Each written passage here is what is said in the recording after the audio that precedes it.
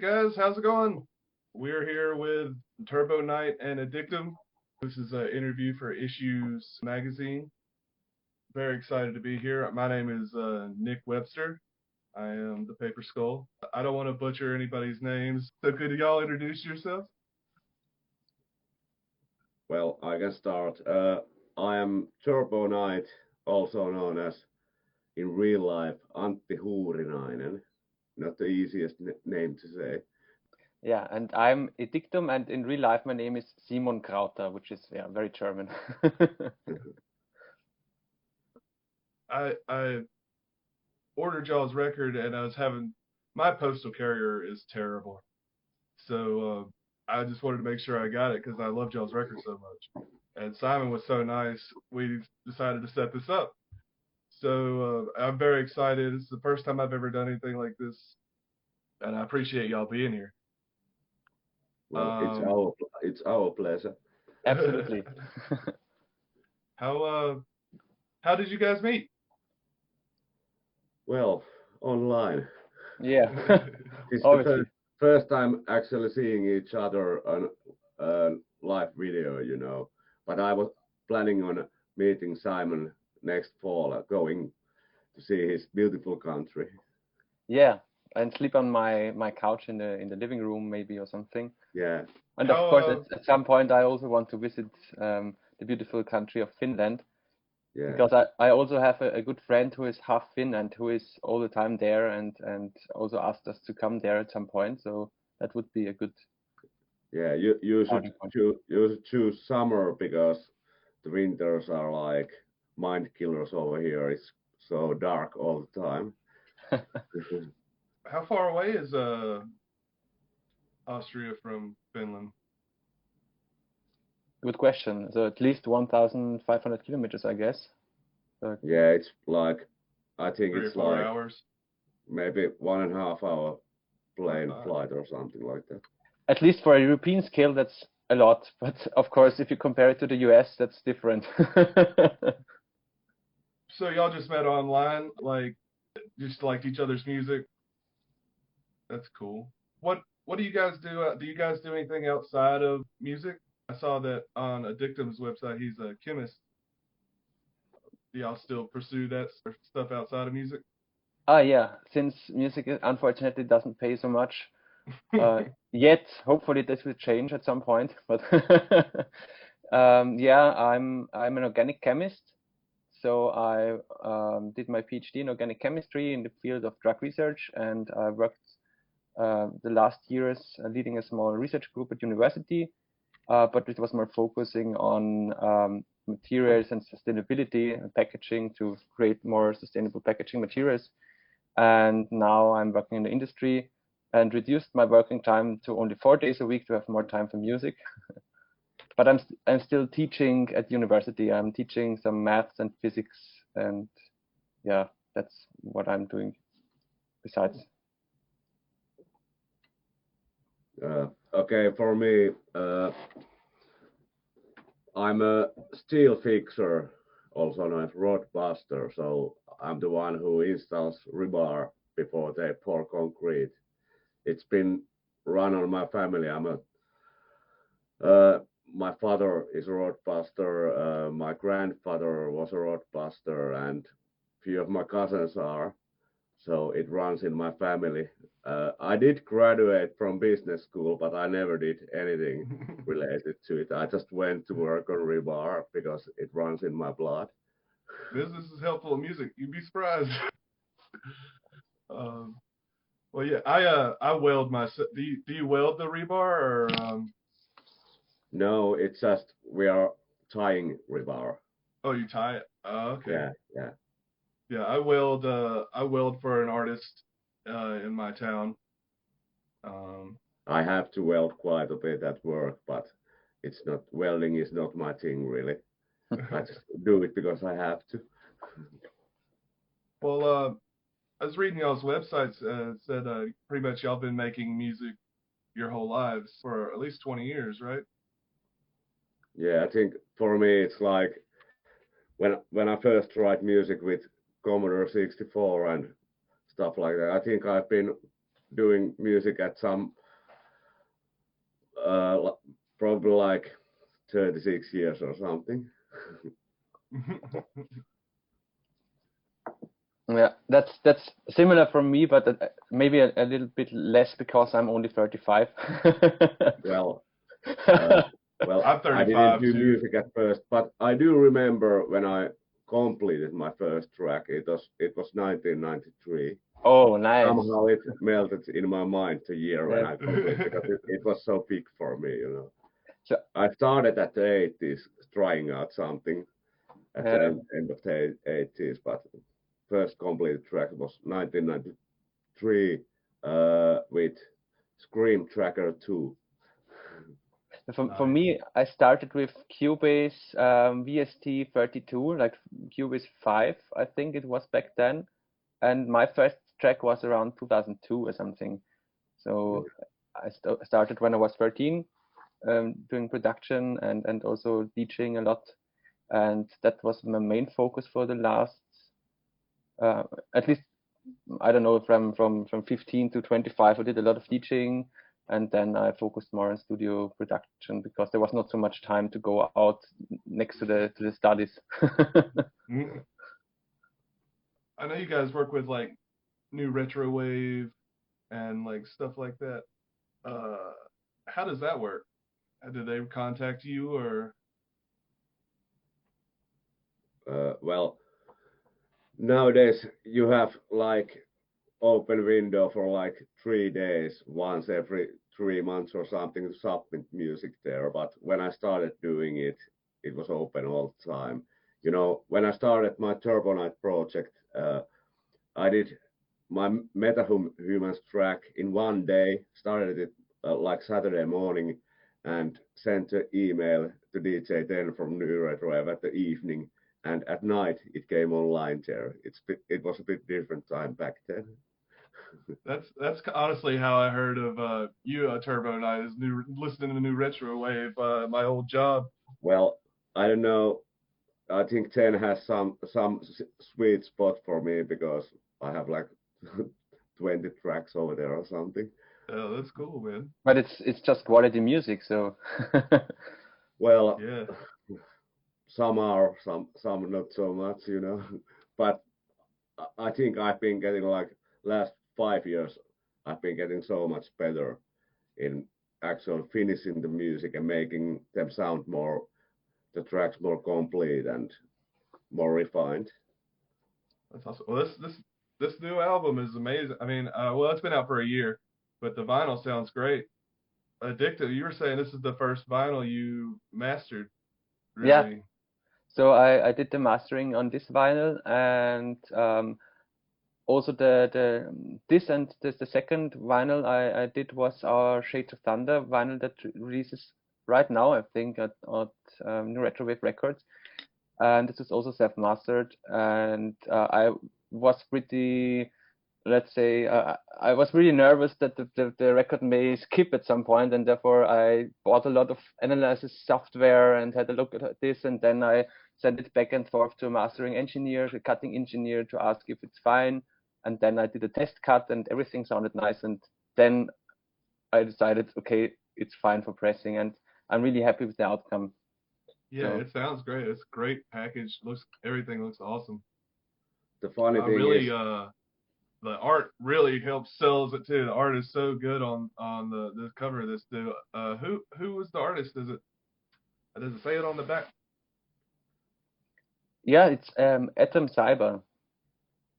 yeah, I think he's French. Yeah, Yeah, he's. Adam Cyber. Yeah, that's awesome. And actually, that is hand drawn and it's painted with watercolors, which makes it for me so special because I tried to learn it at school when I was young and Yeah. everything was like going everywhere. What music do you guys like now? Who's inspiring you now? What bands do you like? Hmm, I know it that's a bad changes one. anytime you ask somebody.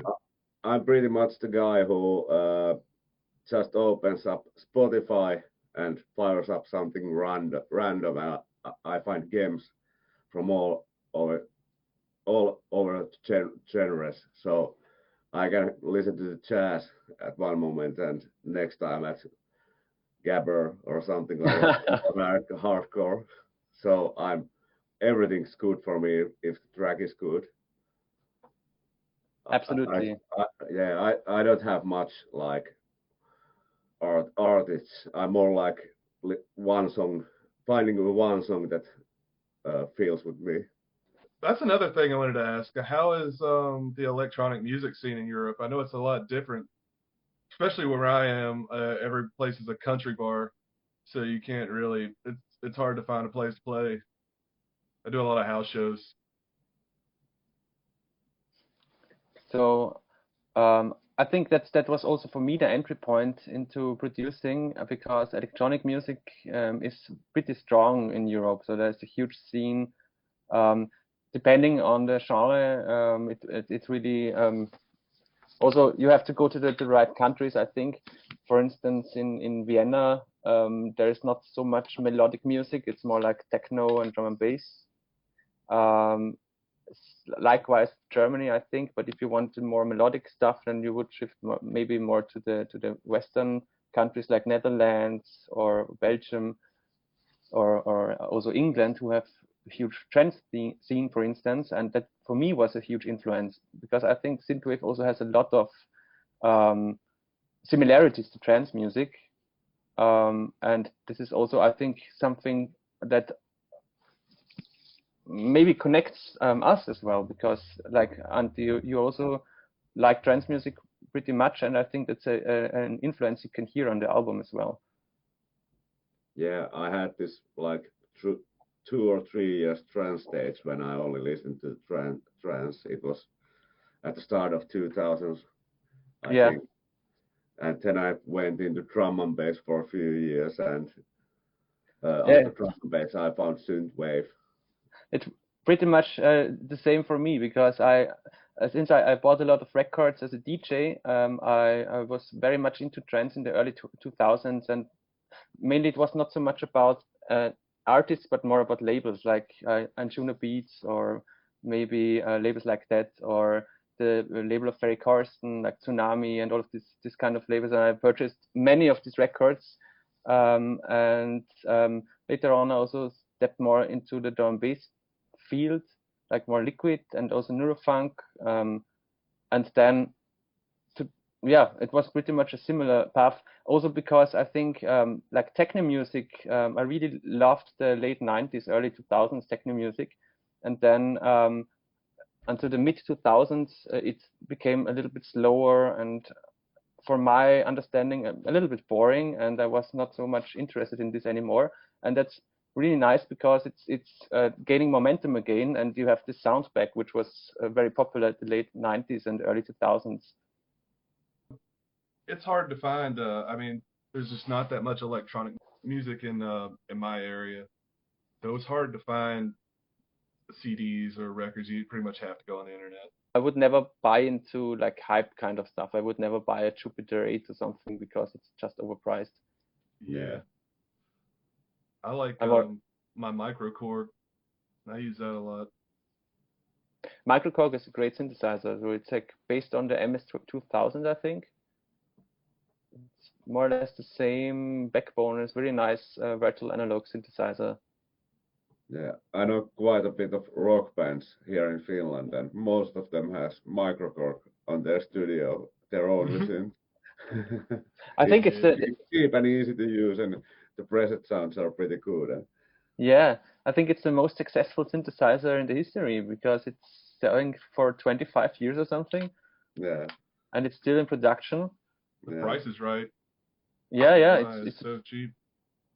It's really nice. I mean, some of this stuff here is more, it's huge, but some of this doesn't sound huge, like, you know. Yeah. But you know, in the final mix, you really can't make anything individual sound huge, you know. Yeah. That's So something you basically just, if you have an analog synthesizer, you basically have to cut it for the mix. It doesn't sound analog anymore. That's true, but I'm a big fan of vintage digital synthesizers because they often have a very interesting sound, like the JD800, for instance, or also like the old Korg Prophecy or Z1, this kind of stuff. I My think. my bandmate has a DX7. Oh yeah, I've got one over there. So, but the DX7, honestly, I don't use the hardware anymore. I think the Arturia version is really good enough, and the decks as well. So Yeah, I do have the Arturia one, but I usually go to Omnisphere. It has few great D50 presets. They yeah, just you don't have to mix them at all. They always like come up really good. I mean Omnisphere, it's Eric Persing, right? So he did the presets on the original D50, and he did the presets on the JD800, and he's the founder of Spectrasonic. So Yeah. Oh, it's really. okay. I didn't know that. Yeah, he even did the presets on the Alpha Juno, so he's also responsible for the Hoover sounds. Okay. So it's really has a lot of influence on in the history of electronic music, for sure. Yeah. I know like 3 people who mostly use Omnisphere for all their synth needs, but I don't like the workflow of it. It's just the user interface is so bad on it. Mm. Yeah, I think the interface, for instance, on synthesizers like Serum or Massive are way better because you have so much control over everything. And with Omnisphere, it's like you have these pages you have to shift through, and it looks like a little bit old, but Yeah. but the sounds are incredible, of course. I really like the Omnisphere for texture sound, for this like grainy kind of stuff. Whenever I need to do some specific sound design, like when I know what I want, like in my track Electric Sound, there is this Knight Rider whoa whoa sound. That's Omnisphere. I always turn to Serum. You know, it's just so easy to do anything on your mind with it. You can rotate everything everywhere. But I think the Knight Rider sound, I was like on YouTube listening to the sound again and again and again, tweaking a little bit of the sound, making it the same. It's a really cool sound. Yeah. It's such a nice drop in this song with this. Yeah, usually you have like car revving sounds or something like that, but I meant Knight Rider sound over there. I think it's cool. Yeah, definitely. I mean, you don't really need hardware. That's, to be honest. I like working with it because it's just fun to play around on different interfaces. It's also very much the user interface you have to jam along something, but you don't really need it sound-wise. Like. Yeah. Have you done any sound design on your DX7? I've got an OP6, which is way better to program. Yeah, I can believe it. So the OP6 is really, in my opinion, the best synthesizers on the market at the moment, also from price to quality ratio, are the OP6 and the Hydrasynth. Yeah. These are everyone's telling Hydrasynth is really good. Yeah, I've got one over there, so it's really really nice.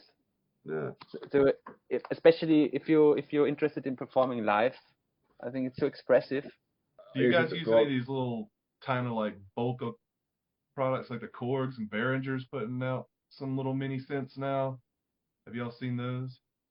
Oh, yeah. Volca. They have this Volca line, which synth members say you can stuff it in your ass, you know. It's so small. Yeah, but they don't sound so good. They're pretty thin sounding machines. But actually, I was watching, what's the name of my friend Mulberry? He does some sound design. He has done many sound banks and stuff like that. And he got this Roland, was it S1 or something? It's a new one, like the little one. And he's done really amazing stuff with it, like this little box. So maybe it's because I'm just so fucking bad at sound design. I don't get enough stuff out of it. There are also many people doing really nice stuff with pocket operators. So it's like, I mean, everybody, especially if you're on a budget, I think it's better to have something than to have nothing, and it's something you can learn with. And of course, at some point, it's nice to upgrade. But especially speaking of Behringer, I mean, I really like the products they're putting out lately. I've got tons of them. I was so happy they released a clone of the 303 because this is something that's really special to my heart. Like I really love everything. I have the yellow one on some of the boxes over there. Yeah, That's it. Yeah. And I also recently received this Pro 800, and it's really amazing. Like to have a 8-voice VCO synthesizer for $400. Yeah, I don't understand why people are so fucking mad at Behringer, because they do synths for people who can't afford the original ones, like which cost like 8,000 euros to get Jupiter 5 or something, or whatever was it, Jupiter 6, the smaller version of 8. Yeah. But you know, pairing is great because it makes synthesizer affordable to everyone. Absolutely. And I think there's a lot of discussion going on online, but it was also for me when I started out, I was taking a lot of this to my heart, and this basically hinders you doing music. And at some point, it's better to don't give a fuck about what people are saying online and just do what you want to do. And you feel good. Yeah. And it's so nice to see people resonating with this, like you, contacting us and liking what we are doing. That's the best return you can get for doing something creative, I think. Yeah, for sure. I've never done music for the money. It's always for me what I get when I get some feedback from people and stuff like that. It's just so amazing all the time. And I feel that too. nowadays you have to be really big to live on the music, you know, and do touring and stuff like that all the time. And that's also the great thing with DJing, I think, because and that's the only thing. Of course, if you play as a DJ after a live act, you always lose because you don't have this presence on the stage and everything. But the big advantage doing DJing is that you can also play other people's music, and I really like this because you can mix your own stuff with other people's music, and you can really show something new to people. And I really like playing very long sets. So like when I started out with DJing in the early 2000s, it was common that everybody played vinyl records, so you didn't get the music in a different format. Everybody played vinyl, and I started playing all-nighters, and this is something I still like very much, like to play like 8-9 hour sets, because you can really start with very, very slow and chilly music like house or something, and then you can drive the people up to 180 BPM. And if you do it in a slow way, and you always increase, and then you try as hard as you can, and then you see, I'm losing them, I have to step back a little bit, and later on you increase again, and so on. And at some point, people who would never listen to this music, they I never really thought about it that way.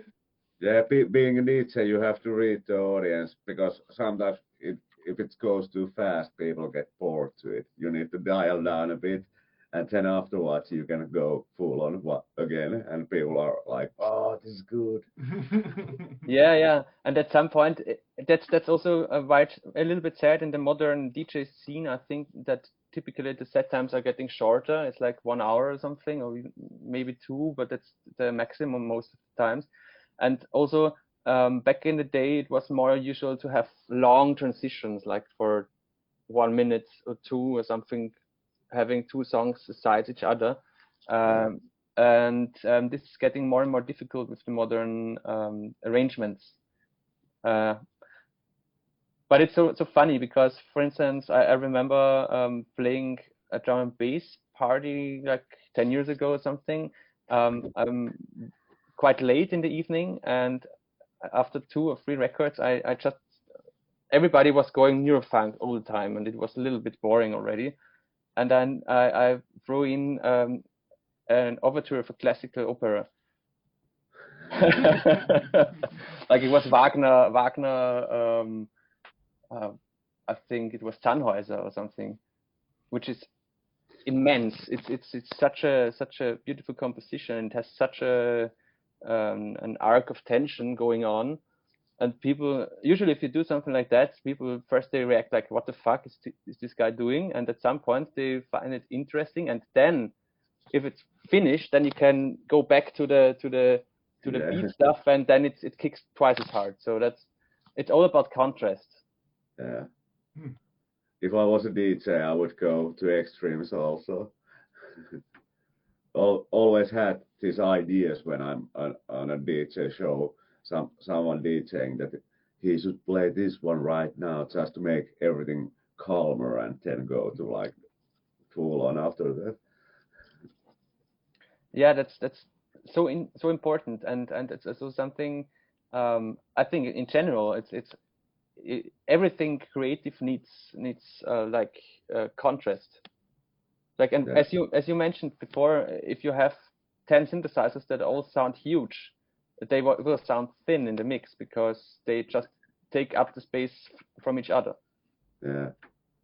I used to have synthesizers myself. I think I had like 10 at most time, but when I really got into software synths, I thought, what the hell, I'm going to sell everything out and doing everything on the box. It's just way too faster for me, and I don't have to think anything else. Hooking everything up and moving everything around. Yeah. Yeah. And as you can see, I can make a track in one day from start to finish. Like Rasengan and Metahumans, they are both made in one day. Absolutely. So I also think there's no restriction somehow bound to the tools you work with. It's about to know the tools and about what you have as an idea to. Yeah. I feel like that's what makes DAWs hard for me, is because like you have unlimited possibilities. It's like hard to feel like having a piece of hardware, you're limited to what it can do. You know what I mean? Yeah, and it's best to use whatever makes your inspiration flow. It doesn't matter if it's hardware or software or goddamn cowbells or whatever you use for music. Actually, yeah. Sorry.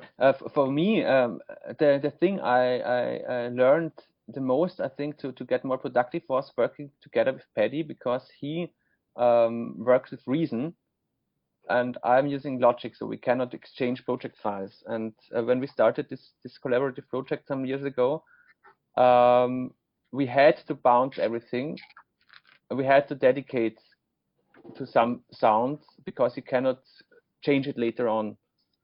And I think that's really nice to have this forced decision making in the process. Like also we did it in our collaboration a lot, right? Yeah. So you have to dedicate it to a specific sound, and you cannot change it later on. So yeah, I like it too. For some collaborations I've gotten only the stems, and I really like to go like really hardcore on modifying only the stems, affecting them, and like trying to change the sound completely, but the original is still back there somewhere. It's so much fun to work on stems. I like it. But you know, if I'm working on like a funk track with really hard bass line and I want the bass changed, then I need the MIDI. I don't have the power to rework the MIDI for the bass, you know. I'm going to leave it as it is if I'm not getting the MIDI. You know, took me a day to copy all the notes. Yeah, I'm not that musical guy. That's absolutely making sense, yeah, because you don't need to make it harder than it needs to be. Yeah. But Getting all the MIDI for all the tracks, it always isn't good because then you easily go the same road as the collaborator. You don't add anything new. You basically use just the same stuff. So it's sometimes I like that I'm only getting like some bass line or something like that as a MIDI, and then I can work on my own things for the rest. If you make it too easy for your collaborator, he might ruin it, you know. That's a really good point, that you need to if you have many opportunities, then you need to define rules first. It's like you mentioned. I listened also to the session you had, Antti, with Heartbeat Hero, and you were talking about the inspiration for the funk track. Like you were listening to this, and it's exactly like that. You went into this having this in mind, and then it's already a starting point that somehow restricts your the way you approach things, and then it's a lot easier to come out with something. Focus, yeah. For everything I do, I always go, I don't have anything in my mind what I want. I just start something out of blue, try out some chords or bass line or whatever, and I can start from 90 BPM synth wave sounding stuff, but then the end of the day it probably sounds like so much different, like it's not the same track I started. That's also something really important, also, that you at some point need to decide to throw away stuff that you have as initial idea, but it doesn't help the song later on, maybe, or something. Yeah. And when I'm working on my own tracks, I usually change the chords like 10 times since the beginning, because I just need, for all of my tracks, I want them to have this certain feeling that there is always this little part on the song that like bass and chords are like in the right position compared to the moon and sun, you know. There is just a certain sound I'm trying to find from them. That's why I change everything a lot on my own stuff. Because if you do like use 4 bass notes and do chords for them and go on till the end, it sounds fucking boring. No one wants to hear it. No one. Okay, they may want to hear it, but they don't listen to it again if it's like really, how do you say, really safe sounding, you know. Yeah, that's true, and that's also something where at some extent music theory can help. So you should not approach the things too theoretically, like too academic. That's something that also be an issue at some point. But especially when it comes to adding some new flavor, like to, I don't know, do some modulations and this kind of stuff, or maybe having a chromatic melody over like standard chord progression. This will add an extra flavor. Of course, you can also find out about this by just experimenting, but it's easier to have some guidance also using music theory at some point, I think. But of course, it's also for me. I'm too lazy to learn it. It's also for me. I mean, I'm not close to understand everything in terms of music theory, but I read a lot about it. But also during the work on a specific song, I will never go like, okay, I start with this concept and so on. But it's something that needs to feel right. That's the most important thing. But I still haven't gotten over the track, you know, which we worked on the new album, with the women singing. There is this weird part. But maybe I'll get over it someday, you know. the one note in the beginning, yeah.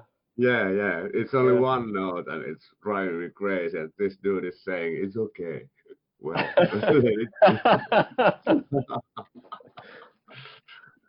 It adds some special flavor to this, yeah. yeah, it's a very special flavor. What are y'all do a lot of live shows?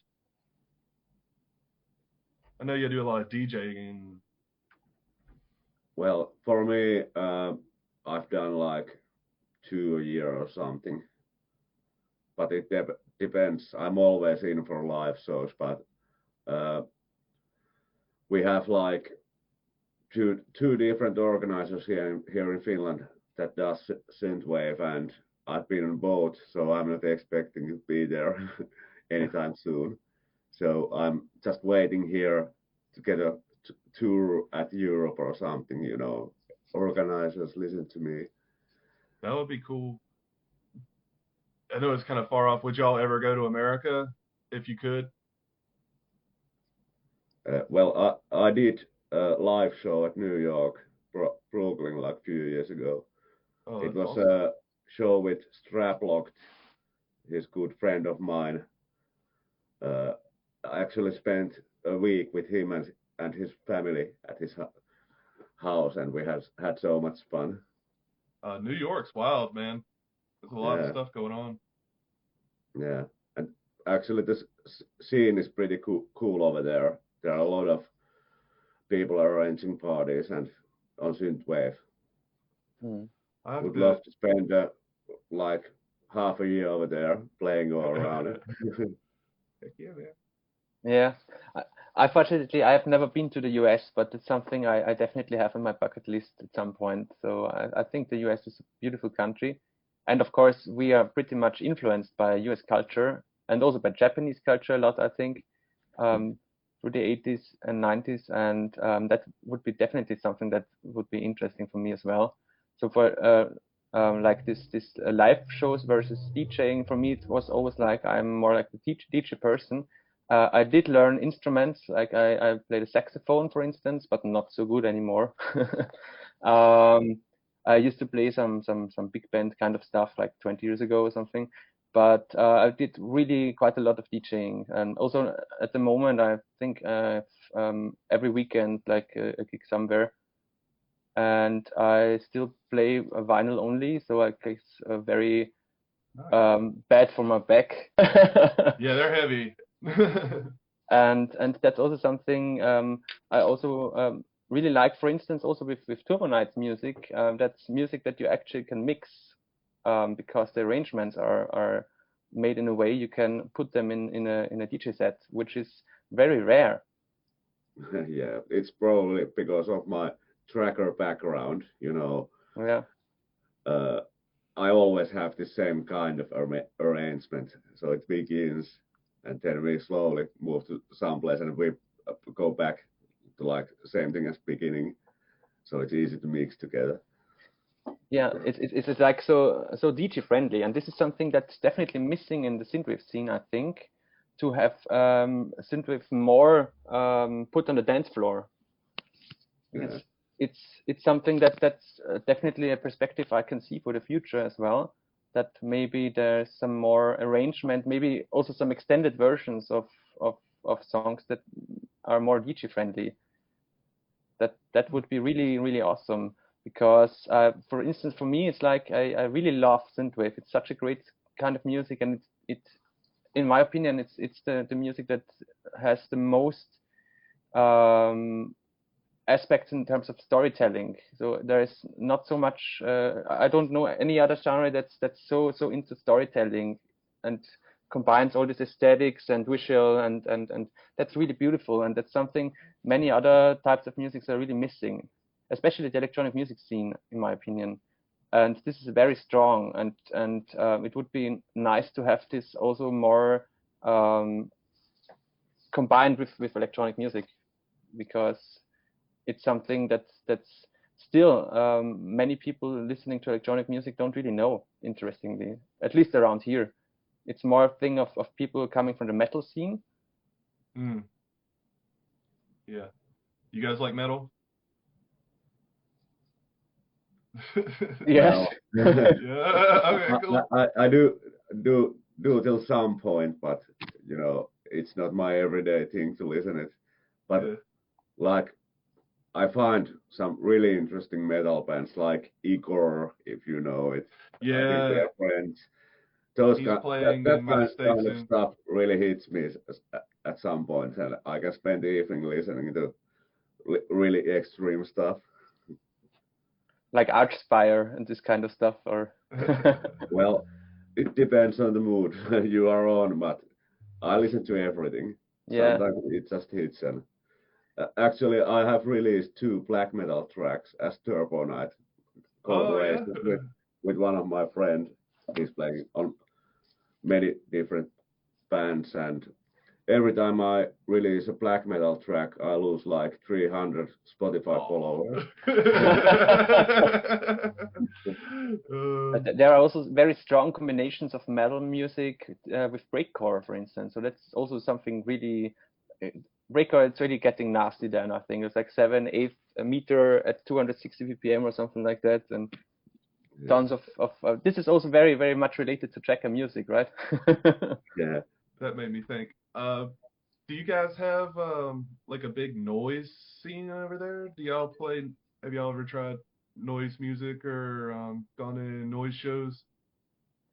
It, from what I've seen, it's a little bit too extreme for me, you know. I've seen only the grittiest videos of it, but I really don't have that much idea how it is live. I play. That's being an electronic artist in North Carolina. Like you get looped in with a lot of electronic artists. So it'll be a noise band, the synth band, kind of sort of stuff. So I just know that in Austria, in Graz, there was a noise scene some years ago. There was a label called Hirntrust Records. I don't know if you know that, but at that point, I think in my early 20s, I was really looking for all the extremes in terms of music, and that led to the fact that I had to play the last set for a couple of years when I was booked. Because it was too extreme for many people, like a lot of breakcore and also some speed noise kind of stuff. But it's I don't know if this still exists. Like there were acts like Frank Sinatra and Duran and all this kind of stuff. Mm-hmm. Are you familiar with these artists or? I think I've Duran. I don't think I've heard of. I've heard of Duran. Great name. Yeah. It was very experimental, so but it's difficult to mix because there was no beat. So yeah, exactly. Yeah. But of course, for the more extreme electronic music, it was I love stuff like Venetian snares, for instance. It would not count as noise since there's still some structure, but yeah. That's more the extremes I like, would say. What are y'all's futures plans? I know you have you're mixing something now, like on a collaborative effort. Well, we have a continuation for the album we did. You know, why not do another one while we started the first one? And we are also planning to do a vinyl press out of it if we get enough of these sold. I think I only saw there was 5 copies of the U.S. store last time I checked. Has it been selling out? How many copies do y'all have left? So it was like we set up this collaboration with Mirrorgate Media in order to save money for US customers, because otherwise you have ridiculous prices for like the delivery and everything. Yes, yeah. And I appreciate that. Thank you. And the idea was so we sent a first batch there, which was I think 35 pieces, and these are almost sold out now. And we already sent the second batch, again 35 pieces, but it's only 300 pieces in total. So I think we almost sold half of them already. Awesome. Now. Well, great, so, guys. That's awesome. So thank you. We are really hoping for selling all of them, because then we have sufficient money to fund the next and in the best case it can carry itself without putting in some extra money. So, but of course we try to keep the prices low, because of course it's not really funny for people if they have to pay like $30-40 per record. So we try to calculate it in a way that it's a little bit less expensive than the typical record, but still brings enough money for us to finance a second pressing. So it's more like we don't really earn a lot of this, which just to finance itself. Keep the ball moving. Mm. What other projects do y'all have coming up? Is there anything you wanted to plug or? Well, I think both of us are working on all kinds of stuff all the time. Well, as we are speaking about Mirrorgate Media, they are releasing album by me and Weapon. I have no idea about the dates, but I think the vinyls are on pressing right now, so sometime this fall. Also, we have finished album with Team Synth Wave guys, so you are going to get more of like 80s music to work out, like really cheesy stuff. We have no release date for that either, but it'll come out. I promise it'll come out before. One day. Also, for the Webcam album, you already have a teaser online on Retrowave, right? It's like the Pulsar is already online. Yeah. Actually, that's one track from the album. I'm also working on a techno project. We have like this. All of the techno tracks use like computer-made short lines, like text, like Mr. Oizo kind of stuff, music like. I think I have something more too, but can't remember. I'm working so much that I get the feel there's just not enough hours in the day. Yeah, you have to take away from the good night's sleep, because I have stuff like can't spend all the time in the studio. That's something very relatable for me. So for me, it's also quite a lot of stuff that's still not released. Of course, we have this album almost finished together, the second one, and then I'm also involved in a project. It's called Shades of Thunder.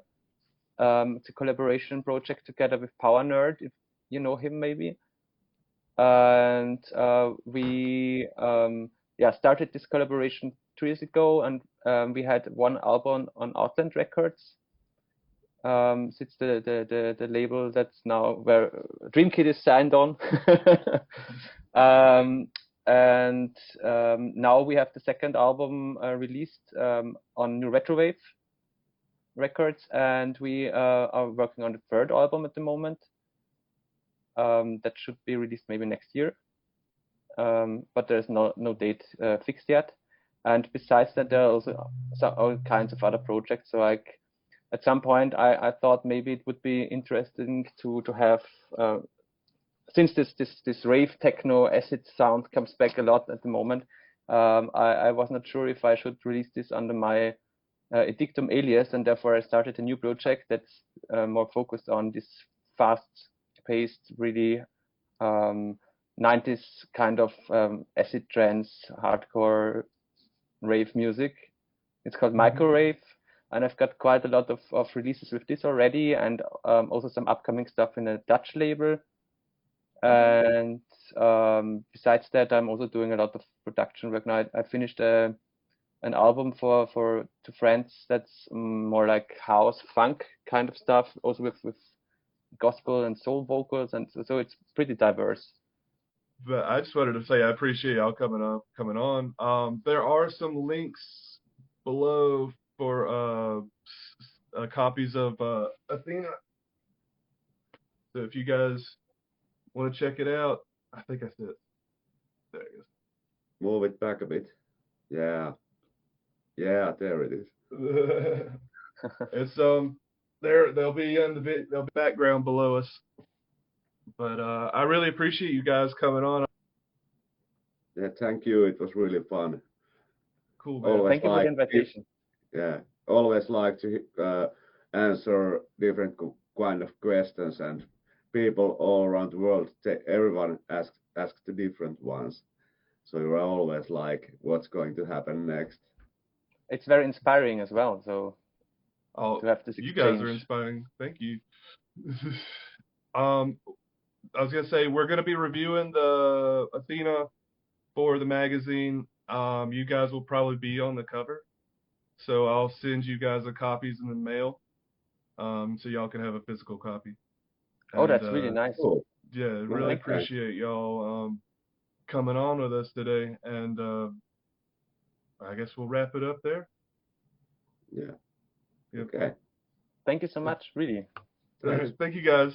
And also thank you for giving us the opportunity to finally talk to each other. Oh yeah. we should have done it like 2 years ago. I don't know why we did it. But I think we'll do it more often now. So it's like yeah. All right, guys. Y'all be good. Yep.